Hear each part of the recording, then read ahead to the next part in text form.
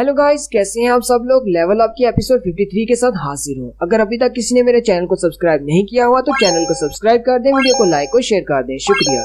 तो आज Jeju island की रेड स्टार्ट होने वाली है। एक हेलीकॉप्टर में कोरिया की तरफ से 6 हंटर्स जेजू आइलैंड की तरफ निकल पड़ते हैं, जबकि उसी वक्त दूसरे बाकी सारे कंट्रीज जो कि जेजू आइलैंड के इर्द गिर्द हैं, उनके सीज में दिखाया जाता है कि बड़ी बड़ी शिप्स रेडी हो जाती हैं कि अगर कोई चूंटियां वहां से उड़कर बाहर निकलती हैं तो उन सबको मारा जा सके, जिनमें चाइना और ताइवान के सीज शामिल हैं।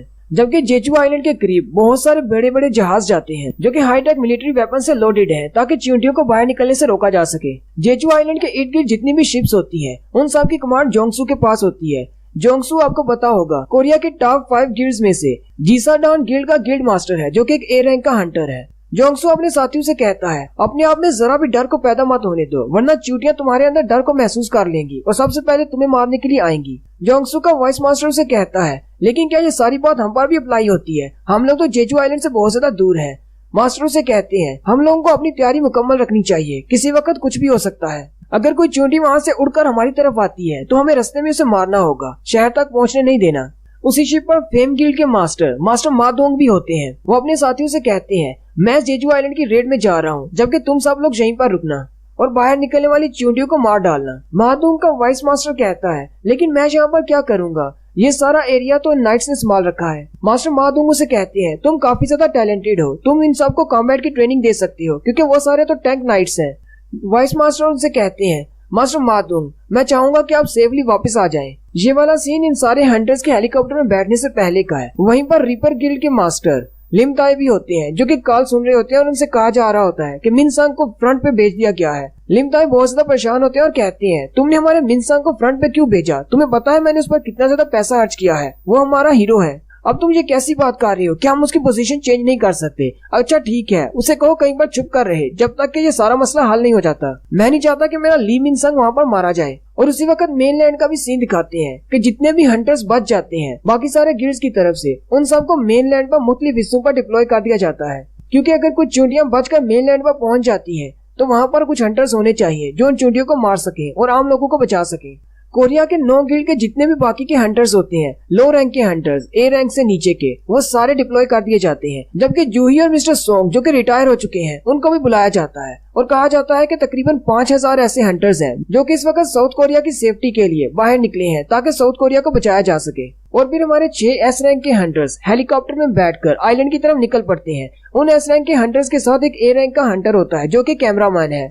कैमरामैन उनसे कहता है, मैं इस टीम का कैमरामैन हूँ, इस सारी रेड को लाइव रिकॉर्ड किया जाएगा और इसको टेलीकास्ट किया जाएगा हर न्यूज चैनल पर। आप लोगों को अपनी मिस्टेक्स के लिए परेशान होने की जरूरत नहीं, क्योंकि हम लोग इसकी लाइव वीडियो नहीं चलाएंगे, हम लोग इसे 10 मिनट के डिले के साथ चलाएंगे और अगर इसमें कोई ऐसी बात होती है तो इसको एडिट कर दिया जाएगा या फिर कट कर दिया जाएगा। मास्टर यूनहू कहते हैं, पता नहीं चेयरमैन गोकान ही क्या सोच रहे हैं, उन्होंने कैमरामैन को यहाँ पर क्यों भेज दिया? ये मिशन बहुत ज्यादा खतरनाक होने वाला है। मास्टर मादोंग कैमरामैन से कहते हैं, वैसे तो ये हमारी हंटर्स की जिम्मेदारी है कि लोगों की हिफाजत करना, लेकिन हम लोग एक एस रैंक की डंजन को क्लियर करने के लिए जा रहे हैं, इसलिए मैं तुम्हें पहले ही कहना चाहता हूँ, वहाँ पर तुम्हें अपना ख्याल खुद रखना होगा। कैमरामैन के पास उसकी तलवार होती है और उनसे कहता है, मैं आपको सिर्फ कैमरामैन लग रहा हूँ, लेकिन मैं एक ए रैंक का हंटर हूँ। मुझे डंजन्स में जाकर मॉन्स्टर्स को मारना अच्छा नहीं लगता, इसलिए मैंने कैमरामैन का काम चुना।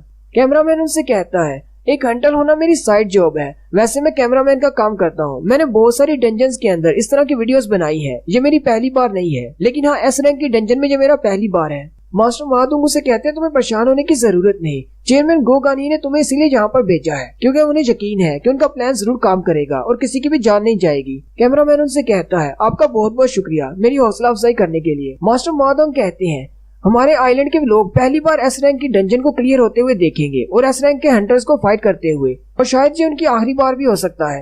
3 बार जेजू आइलैंड को क्लियर ना करने की वजह से लोगों में बहुत ज्यादा गुस्सा है इन चींटियों के खिलाफ, वो भी इन चींटियों को अपनी आंखों से मरता हुआ देखना चाहती है। मास्टर यूनहू कहते हैं, अगर हम लोग इस बार जेजू आइलैंड को क्लियर नहीं कर पाए तो इसका मतलब ये होगा साउथ कोरिया का एंड आ चुका है। लेकिन मुझे एक बात की समझ नहीं आई। वो ब्यांगू की तरफ देखते हैं और कहते हैं, तुम यहाँ पर क्या कर रही हो? तुम तो रिटायर हो चुके हो। ब्यांगू यूनहू से कहता है, मुझे पता है कि तुम पागलों की तरह सीधे आगे भाग जाओगे, अगर मैं वहाँ पर तुम्हें हील करने के लिए नहीं होऊंगा तो सबसे पहले तुम ही मरोगे।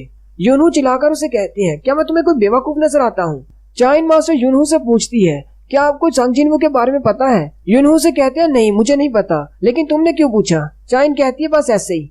मादोंग नीचे की तरफ देखते हैं और कहते हैं, हम लोग आइलैंड के ऊपर पहुंच चुके हैं। उसी वक्त आइलैंड का सीन दिखाते हैं।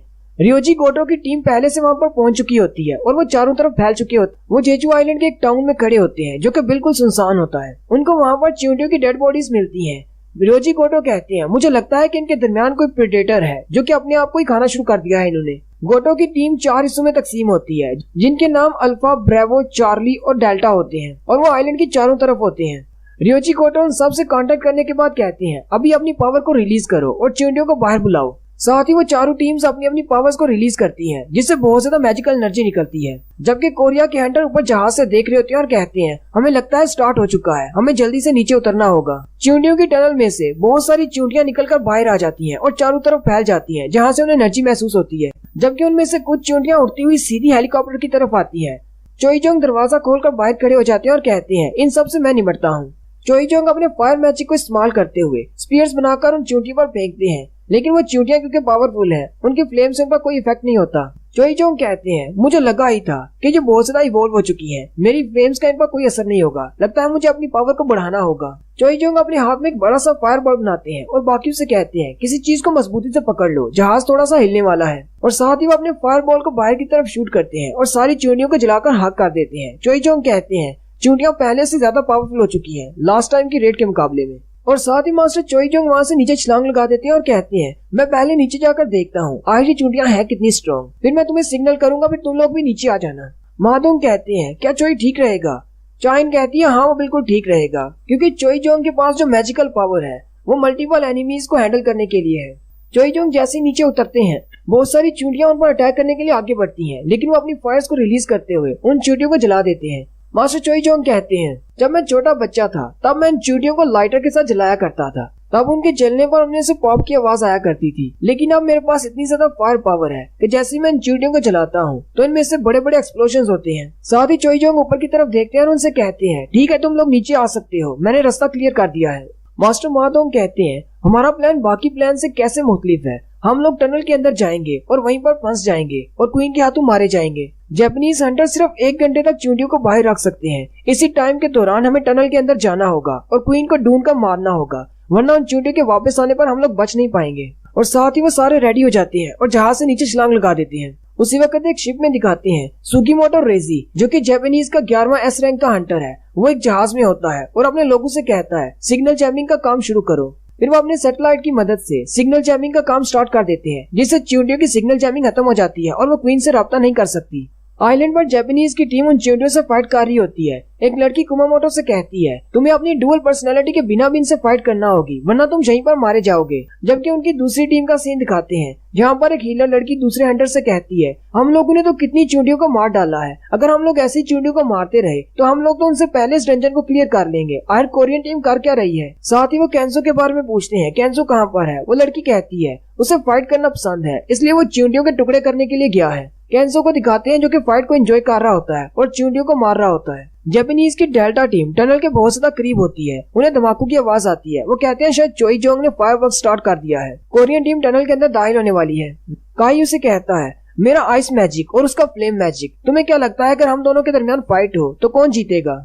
चोईजोंग ने अपनी मैजिकल पावर्स को इस्तेमाल करते हुए टनल के ऊपर एक फायर नेट बनाया होता है ताकि चींटियां ऊपर के रास्ते से नीचे न आ सके। वो सारे लोग उस टनल के अंदर चले जाते हैं। चोईजोंग उनसे कहता है, मेरे फायर मैजिक के नेट को बी रैंक से नीचे की जितनी भी चींटियां होंगी वो पार नहीं कर पाएंगी, लेकिन इससे पावरफुल चींटियां इसको तोड़कर अंदर आ सकती हैं। साथ ही चोईजोंग नीचे बैठ जाता है और कहता है, मुझे इंटरेस्ट के लिए सर्च करना होगा, चलो देखते हैं क्वीन कौन से केव में है। चोईजोंग अपने पास से बहुत सारे फायर बॉल्स क्रिएट करता है और उन्हें उन सारी केव्स के अंदर छोड़ देता है। उसके फायर बॉल्स जैसे केव्स के अंदर जाते हैं वो दूसरी वाली केव से बाहर निकल आते हैं, यानी वो सारे एक केव से दाखिल होकर दूसरी केव से बाहर आ जाते हैं।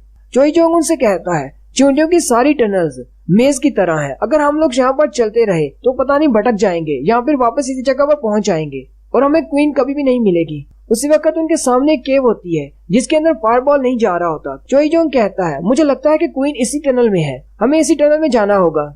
यूनहो चोईजोंग की तरफ देखते हैं और कहते हैं, ये तो वाकई में एक रिलायबल टीममेट है। चोईजोंग उनसे कहता है, चलो फिर टनल के अंदर चले। उसी वक्त मेनलैंड का एक सीन दिखाते हैं। जिन्हो अपनी डेली क्वेस्ट को पूरा कर रहा होता है, उसने 10 किलोमीटर की दौड़ कंप्लीट की होती है। जिन्हो जिस पार्क में खड़ा होता है कहता है, यहाँ पर वैसे तो बहुत सारे लोग होते हैं लेकिन आज यहाँ पर कोई भी नहीं है, लगता है जेजू आइलैंड की रेड स्टार्ट हो चुकी है और वो सारे लोग जेजू आइलैंड की रेड ही देखने बैठे हैं। जिन्हो कहता है, कोरिया के और जापान के एस रैंक की हंटर्स वाकई में बहुत ज्यादा स्ट्रॉन्ग है, इसलिए मुझे उस रेड को देखने का कोई शौक नहीं। अगर मैं उनके साथ नहीं भी गया तो कोई बात नहीं, मुझे लगता है कि वो सारे इतने ज्यादा स्ट्रॉन्ग तो हैं कि वो इस रेड को कंप्लीट कर सकते हैं। साथ ही जिन्हों कहता है, लेकिन अगर कुछ बुरा हो गया तो फिर मैं कुछ नहीं कह सकता कि उनके साथ क्या होगा। और यहीं पर हमारी एपिसोड 53 का एंड होता है।